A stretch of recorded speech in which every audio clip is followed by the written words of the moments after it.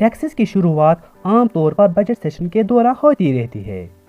Middle class society इस hope में रहते हैं कि इस बजट में गवर्नमेंट ने क्या टैक्स रेट फिक्स की होगी जिससे हमारी आमदनी में बचत हो सकता है। क्या आप जानते हैं कि इस टैक्स की शुरुआत पूरे वर्ल्ड और इंडिया में कैसे हुई? चलिए हम जानते हैं। पूरे वर्ल्ड में हिस्ट्री के सोर्सेस से पता चलता है कि टैक्सेस सबसे पहले एंशिएंट इजिप्ट में 3000 to 2800 BC में लागू किया गया। उस टाइम करेंसी नहीं थी, जैसे कि आज के दौर में हर किसी कंट्री की अपनी अपनी करेंसी होती है।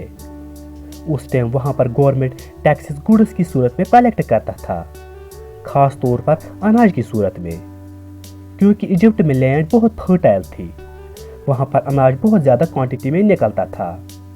गवर्नमेंट अनाज का टैक्स लोगों से अनाज की ही सूरत में लेता था, फिर इसको उनके बीच तकसीम करता था जिनके पास अनाज नहीं होता था। और गवर्नमेंट टैक्सेस आम लोगों से गवर्नमेंट इंस्टीट्यूशन चलाने के लिए कलेक्ट करता था। इंडिया में इनकम टैक्स सबसे पहले ब्रिटिश रूलर्स की तरफ से 1860 में इंट्रोड्यूस किया गया। यह टैक्स ब्रिटिशर्स ने 1857 के रिवोल्ट में जो नुकसान हुआ था उसको कंपनसेट करने के लिए अप्लाई किया था। ब्रिटिशर्स ने ही फिर इनकम टैक्स एक्ट 1886 में पास किया। तब से लेकर आज तक इसमें रिविजन्स होते रहे।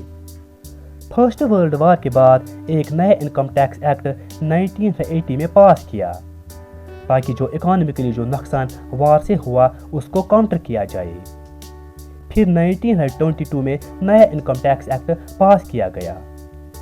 आज जो इनकम टैक्स एक्ट इंडिया में चल रहा है ये 1961 में अडॉप्ट किया गया और फिर अप्लाई 1 अप्रैल 1962 को किया गया।